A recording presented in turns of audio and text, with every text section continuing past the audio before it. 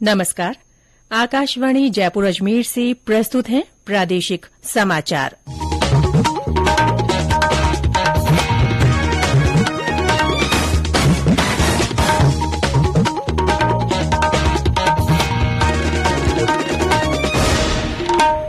मुख्य समाचार।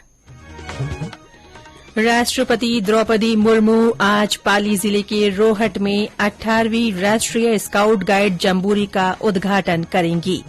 प्रधानमंत्री नरेंद्र मोदी के परीक्षा पे चर्चा कार्यक्रम के लिए 31 लाख से अधिक विद्यार्थियों, 5 लाख से अधिक शिक्षकों और 2 लाख अभिभावकों ने पंजीकरण कराया। राज्य में बेघर उत्थान एवं पुनर्वास नीति 2022 लागू। और प्रदेश के अधिकतर जिले शीतलहर और घने कोहरे की चपेट में। सीकर के फतेहपुर में आज भी पारा जमाव बिंदु के नीचे।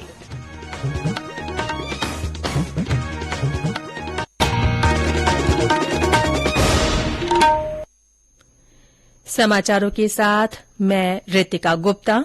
और अब समाचार विस्तार से। राष्ट्रपति द्रौपदी मुर्मू आज पाली जिले के रोहट में 18वीं राष्ट्रीय स्काउट गाइड जम्बूरी का उद्घाटन करेंगी। 10 जनवरी तक चलने वाले इस कार्यक्रम में देश भर से 35,000 से ज्यादा स्काउट गाइड शामिल होंगे। हमारे संवाददाता ने बताया कि राष्ट्रीय जम्बूरी के माध्यम से युवा स्काउट्स को एक दूसरे के साथ अपने रीति रिवाजों, भोजन, हस्तशिल्प और धार्मिक प्रथाओं को साझा करने के लिए एक मंच मिलेगा। राजस्थान में 66 साल बाद हो रही जम्बूरी की थीम शांति के साथ प्रगति है। इससे पहले जयपुर में 1956 में प्रदेश की पहली और देश की दूसरी राष्ट्रीय स्काउट गाइड जम्बूरी का आयोजन हुआ था। रोहट के पास निमली में सभी सुविधाओं से युक्त स्मार्ट जम्बूरी विलेज बनाया गया है। 220 हेक्टेयर क्षेत्र में बनाए इस विलेज में प्रतिभागियों को ठहराने के लिए 3,500 टेंट लगाए गए हैं। 7 दिन तक चलने वाले इस आयोजन में वायुसेना के सूर्यकिरण विमान अपने कर्तव्य दिखाएंगे। सीमा सुरक्षा बल के सजे धजे ऊंट भी मुख्य आकर्षण होंगे। इस दौरान विभिन्न सांस्कृतिक कार्यक्रम और अन्य गतिविधियां आयोजित होंगी। राम खिलाड़ी मीणा, आकाशवाणी समाचार, जयपुर।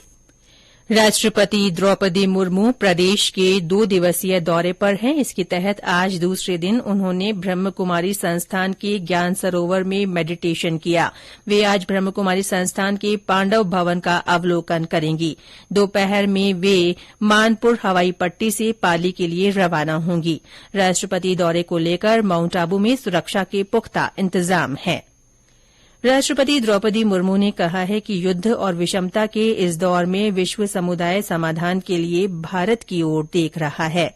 उन्होंने कहा कि अनिश्चितता के माहौल में भारत अपने राष्ट्रीय हितों की रक्षा के साथ साथ विश्व में शांति के अग्रदूत की भूमिका भी निभा रहा है। श्रीमती मुर्मू कल शाम आबू रोड में ब्रह्म कुमारी संस्थान की ओर से आयोजित rise rising India through spiritual empowerment पर राष्ट्रीय अभियान के शुभारंभ के बाद कार्यक्रम को संबोधित कर रही थीं। उन्होंने कहा कि हमारा देश आध्यात्मिकता और नैतिकता पर आधारित विश्व व्यवस्था के निर्माण में सक्रिय है। श्रीमती मुर्मू ने कहा कि इस अमृतकाल में वर्ष 2047 के स्वर्णिम भारत का लक्ष्य प्राप्त करने के लिए देश को विज्ञान और अध्यात्म दोनों का ही उपयोग करना होगा। अमृतकाल में सन 2047 के स्वर्णिम भारत की ओर आगे बढ़ते हुए हमारे देश को विश्व शांति के लिए विज्ञान और अध्यात्म दोनों का उपयोग करना होगा। हमारा लक्ष्य है कि भारत एक नॉलेज सुपर पावर बने। इस नॉलेज का उपयोग सस्टेनेबल डेवलप के लिए हो, सामाजिक सौहार्द के लिए हो, महिलाओं तथा वंचित वर्गों के उत्थान के लिए हो, युवाओं की ऊर्जा के समुचित उपयोग के लिए हो तथा विश्व में स्थायी शांति की स्थापना के लिए हो। इससे पहले कल राष्ट्रपति ने जयपुर राजभवन में सहरिया और कथौड़ी जनजाति समुदाय के प्रतिनिधियों से मुलाकात की। राष्ट्रपति ने इस दौरान उनसे संवाद करते हुए उनकी रोजमर्रा की समस्याओं के बारे में जानकारी ली। श्रीमती मुर्मू ने जनजातीय समुदाय के लोगों द्वारा कम उम्र में बच्चों के विवाह नहीं करने और बालिकाओं की शिक्षा पर अधिक ध्यान देते हुए उन्हें आत्मनिर्भर बनाने का आह्वान किया। संवाद के दौरान राज्यपाल कलराज मिश्र और मुख्यमंत्री अशोक गहलोत भी मौजूद रहे। प्रधानमंत्री नरेन्द्र मोदी 27 जनवरी को परीक्षा पे चर्चा कार्यक्रम के 6ठे संस्करण में विद्यार्थियों, शिक्षकों और अभिभावकों के साथ संवाद करेंगे। यह कार्यक्रम नई दिल्ली के तालकटोरा इंडोर स्टेडियम में होगा। शिक्षा मंत्रालय ने कहा है कि पिछले वर्ष की तुलना में इस वर्ष परीक्षा पे चर्चा के लिए पंजीकरण दोगुने से अधिक हुए हैं। राज्य बोर्डों, सीबीएसई, केंद्रीय विद्यालय संगठन, नवोदय विद्यालय समिति और अन्य बोर्डों से बड़ी संख्या में विद्यार्थी, शिक्षक और अभिभावक उत्साहपूर्वक इस कार्यक्रम में शामिल हो रहे हैं। शिक्षा मंत्रालय ने कहा है कि 31 लाख से अधिक विद्यार्थियों, 5 लाख से अधिक शिक्षकों और लगभग 2 लाख अभिभावकों ने परीक्षा पे चर्चा के लिए पंजीकरण कराया है। 150 से अधिक देशों के विद्यार्थियों, 51 देशों के शिक्षकों और 50 देशों के अभिभावकों ने भी कार्यक्रम के लिए पंजीकरण कराया है। उच्चतम न्यायालय ने कहा है कि किसी मंत्री के बयान को परोक्ष रूप से भी सरकार का बयान नहीं कहा जा सकता, चाहे सामूहिक जिम्मेदारी के सिद्धांत को ही क्यों न लागू किया जाए। 5 सदस्यों की संवैधानिक पीठ ने कहा कि संविधान के अनुच्छेद 19(2) के तहत निर्धारित प्रतिबंधों को छोड़कर किसी भी नागरिक की स्वतंत्र अभिव्यक्ति के अधिकार पर कोई अन्य प्रतिबंध नहीं लगाया जा सकता। उच्चतम न्यायालय का यह निर्णय इस प्रश्न पर आया है कि क्या किसी लोक सेवक की अभिव्यक्ति की स्वतंत्रता पर कोई प्रतिबंध लगाए जा सकते हैं। ये समाचार आकाशवाणी जयपुर अजमेर से प्रसारित किए जा रहे हैं। राज्य सरकार ने राजस्थान बेघर उत्थान एवं पुनर्वास नीति 2022 लागू कर दी है। इसके तहत बेघर व्यक्तियों का सर्वे और चिन्हीकरण किया जाएगा।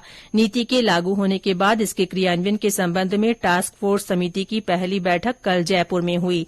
बैठक में सामाजिक न्याय और अधिकारिता मंत्री टीकाराम जूली ने बताया कि नीति के तहत आगामी 2 महीने में पहले चरण में बेघर व्यक्तियों का सर्वे और चिन्हीकरण किया जाएगा। सर्वे के बाद आए निष्कर्षों के आधार पर योजना की आगामी रूपरेखा तय की जाएगी। सर्वे का कार्य संभाग स्तर, जिला स्तर और ग्राम पंचायत स्तर पर किया जाएगा। नीति के तहत बेघरों को आवास, पेयजल, चिकित्सा, प्रशिक्षण और सुरक्षा जैसी मूलभूत आवश्यकताएं भी उपलब्ध करवाए जाने और शेल्टर्स होम का संचालन करने सहित विभिन्न प्रावधान हैं। प्रदेश के अधिकतर जिले आज भी शीतलहर और घने कोहरे की चपेट में हैं। मौसम केन्द्र जयपुर ने आज राज्य के कई हिस्सों में घना कोहरा पड़ने की चेतावनी जारी की है।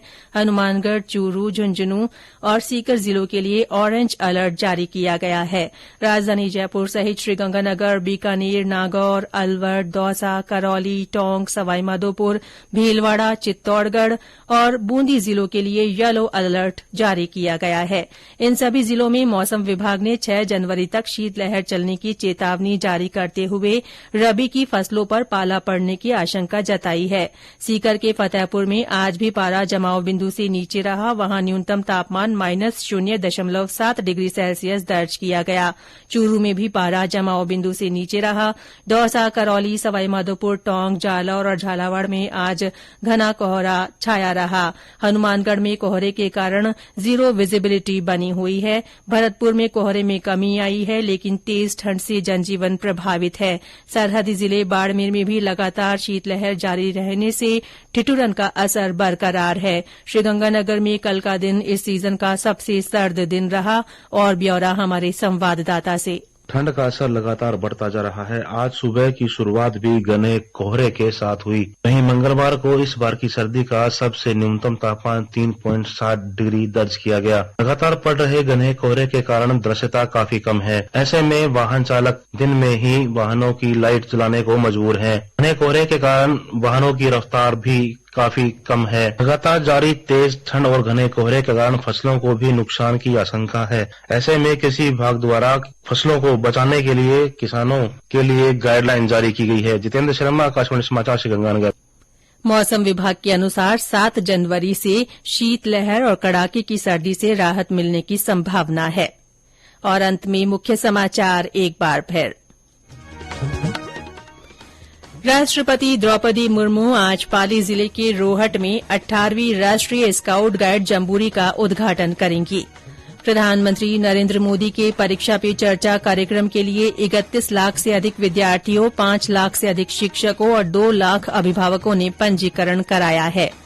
राज्य में बेघर उत्थान एवं पुनर्वास नीति 2022 लागू कर दी गई है। और प्रदेश के अधिकतर जिले शीतलहर और घने कोहरे की चपेट में हैं। सीकर के फतेहपुर में आज भी पारा जमाव बिंदु के नीचे बना हुआ है। इसके साथ ही प्रादेशिक समाचार बुलेटिन समाप्त हुआ। नमस्कार।